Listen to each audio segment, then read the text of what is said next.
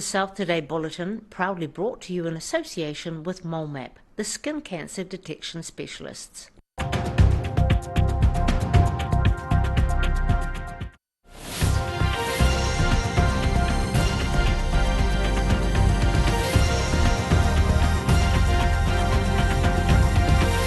Tonight on the South Today, top politicians went head-to-head in Queenstown last night for a highly anticipated debate. Tensions are high in the tertiary education sector as Otago University staff rally against further government cuts. And history has been made in Maniototo as a rural school in the country gets a multi-million-dollar makeover.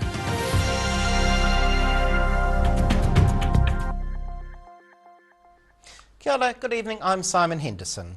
Some of the country's top political leaders gathered down south yesterday for a sparring match ahead of the October elections. The ASB Great Debate in Queenstown was filled with rivalry and big promises from the country's leaders as they worked to solve New Zealand's biggest issues. Four politicians from the Labour, National, ACT and Green Party came together in Queenstown for the ASB Great Debate and went head-to-head talking about government finances and New Zealand's economy. A big talking point of the evening was inflationary government spending over the last two terms, with ACT Party leader David Seymour and National's Deputy Leader Nicola Willis criticising the current government's overspending. Minister of Finance Grant Robertson and Green Party co-leader James Shaw defended the expenses, saying it was necessary during the COVID-19 pandemic. Who seem to think that we didn't go through COVID. We did, and most parties said at that time, let's make sure we look after people. We also, Jack, in that period of time, have to respond to events like the cyclone and the weather events. All parties agreed that affordable rent and housing was a key issue in New Zealand right now, unanimously agreeing that more houses needed to be built.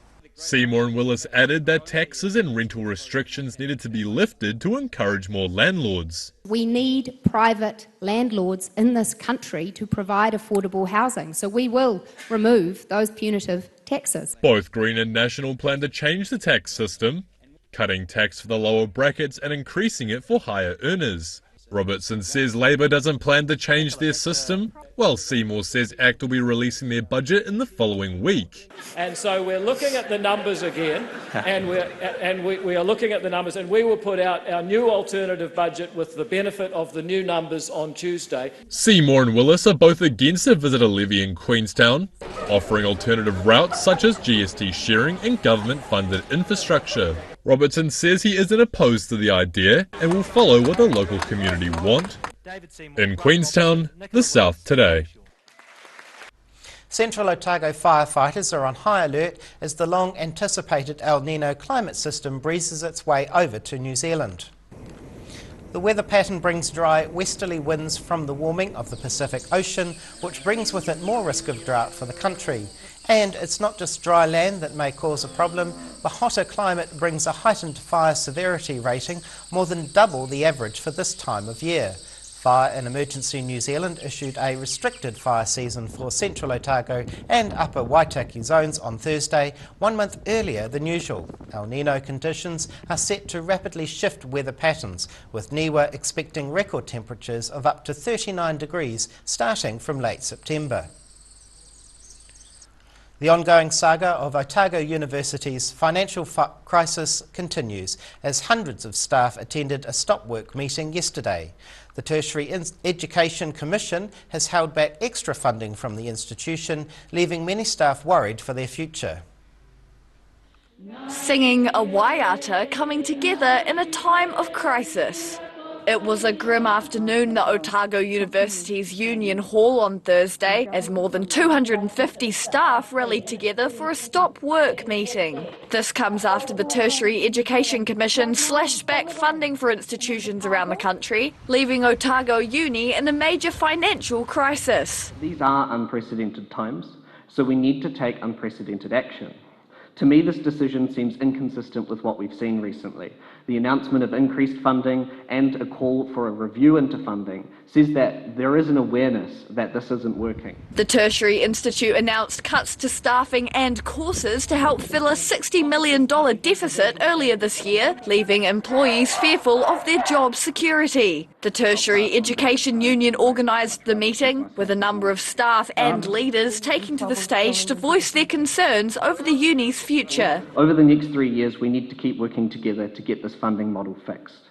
We need to be heard, loud, and fight to ensure that the funding review continues, it is broad in scope, and actually addresses the problems that we have. Education Minister Jan Tinetti spoke at the meeting over live stream, thanking the education sector during her speech, which was met with silence from the audience. Jane wants to remind Aotearoa of the benefits a thriving tertiary sector has for the country, stressing OUSA will continue supporting the fight against the cuts. In Dunedin, the South Today. A pair of Dunedin high school students were welcomed back to school yesterday after returning from Europe, playing in a World Cup of their own. Otago Boys High School students Rahu Vali and Tom Tuhupole got a powerful welcome back on Thursday, being greeted by their peers with a haka. The 14-year-olds travelled to France, competing in the Heritage Rugby Cup Under-15 Condor Sevens tournament, where they managed to take out first place. The team prevailed over an Australian team 8 tries to 4, with the school feeling the boys had done the Hoops Army proud. Fellow Dunedin High School student Lila Bowring also represented New Zealand in the tournament, with the girls' team taking out a podium finish, coming third in the competition. History has been made in a Central Otago township as a 3-year project officially opens with the help of a special guest. Spirits were high for the reopening of the Maniototo Area School yesterday, as it pays tribute to former principals. The sounds of a haka echoing through the Maniototo Area School grounds, officially opening the redeveloped facility.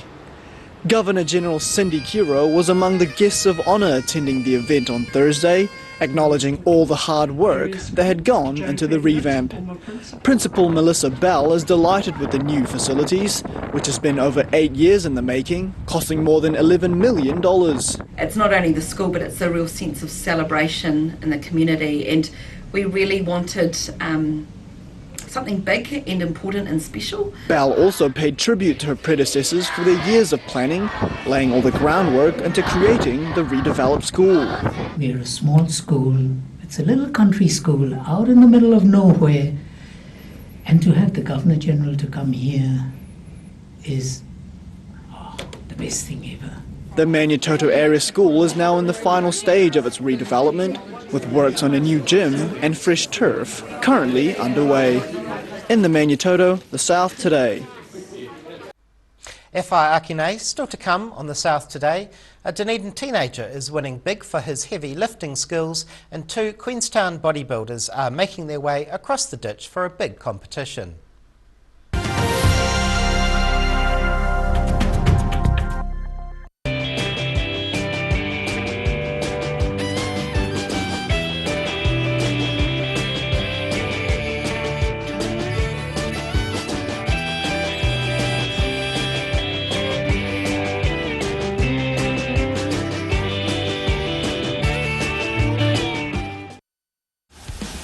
Aero, used by Australia's top bowlers with their unique Z-scoop grip that redefines the game. Machined with robotics for unparalleled accuracy, Aero, same line, every time.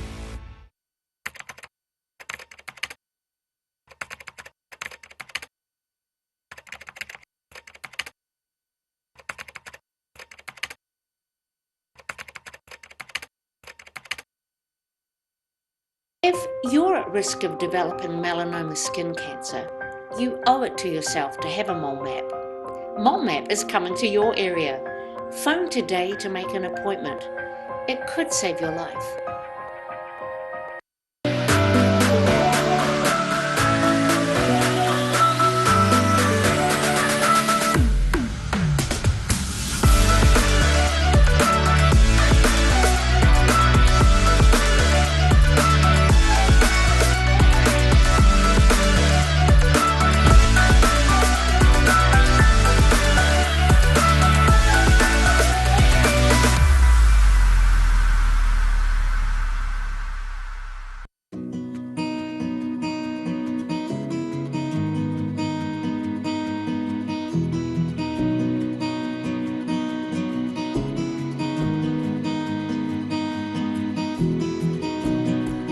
A poorly maintained heat pump can lose up to 35% of its output. The Mr. Heat Pump Cleaner team are experts. Their specially developed chemical wash is totally biodegradable. Call Mr. Heat Pump Cleaner and get the job done by the professionals. Here at Age Concern Otago, we offer a range of services to support Otago seniors to age well with dignity and independence. We provide social work support, visiting service, health promotion and social activities. Check out what we have on offer at ageconcernotago.com. Wake up, Dunedin, and save money! He's taken 25 to 50% off all bedroom furniture and beds. 25 to 50% off! Plus, pay nothing until 2025. My mate John.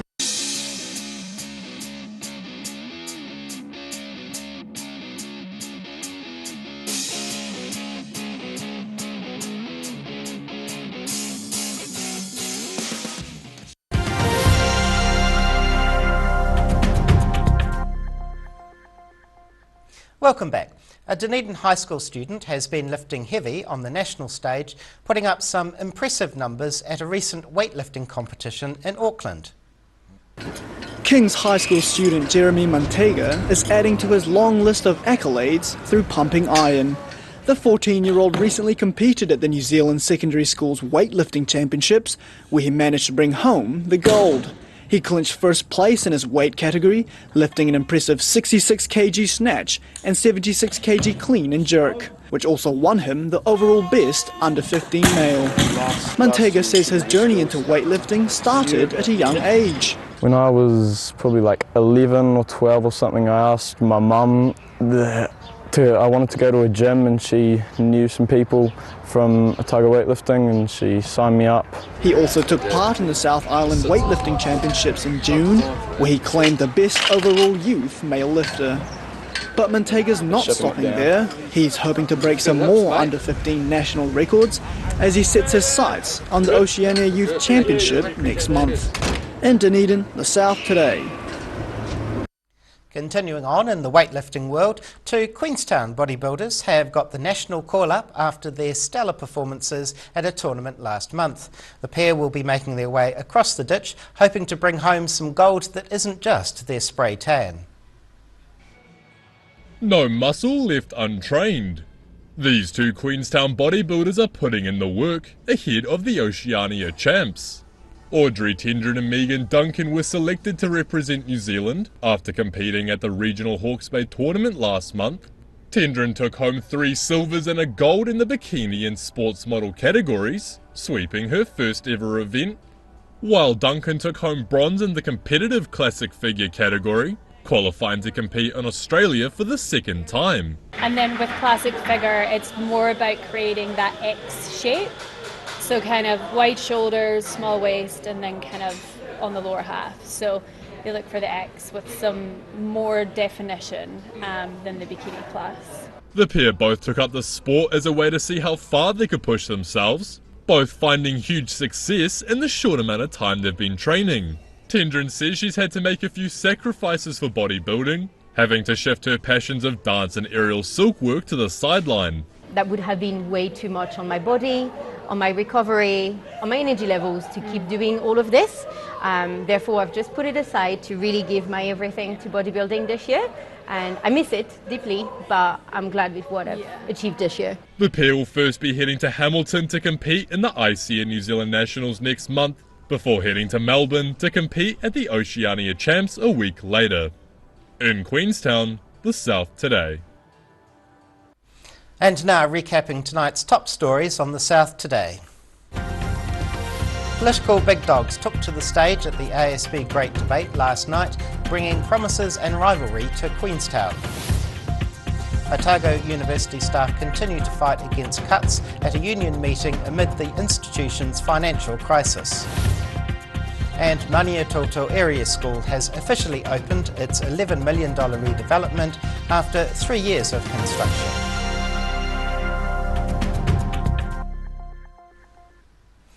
Now a look at what's happening in tomorrow's Otago Daily Times with the editor, Paul McIntyre. Hi, Simon. Hi. How are you?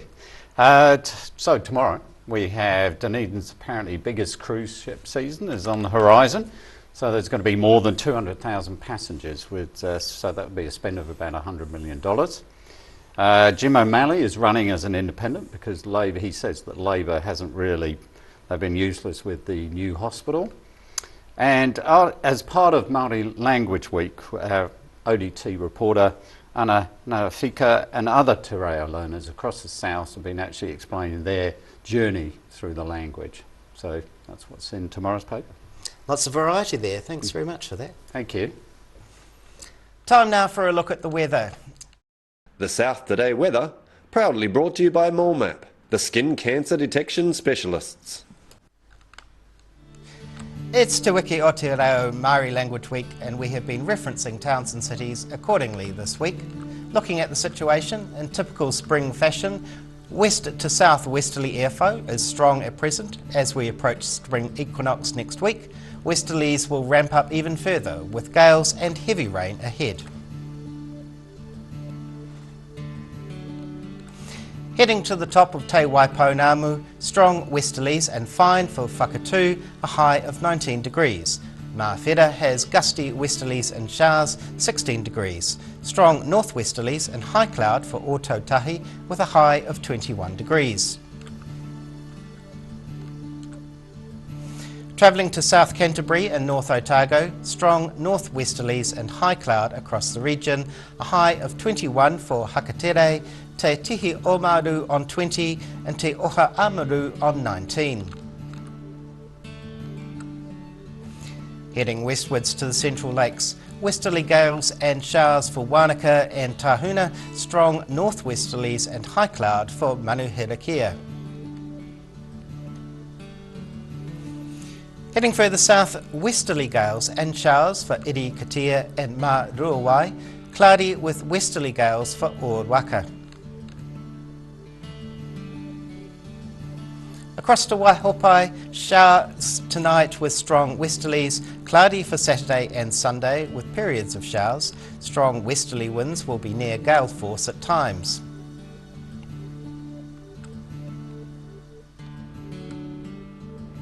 Finally, heading to Otipoti, fine tonight with northerly winds, fine and mild tomorrow with thick high cloud, moderate northerly winds but northwesterlies freshening later on. Strong northwesterlies are likely tomorrow evening and night. Sunday morning sees a period of rain with fresh cloud southwesterly winds for a time, but milder northwesterlies developing during the afternoon with mostly fine weather, a risk of winds near gale force late in the day. And that's the news this Friday. For the latest news and videos from the Southern region, head online to odt.co.nz. You can follow Channel 39 on YouTube to catch our news bulletins on demand. You can also follow us on Facebook. Search for The South Today NZ to see our favourite stories from around the regions. We'll see you again next week. Mā te wā.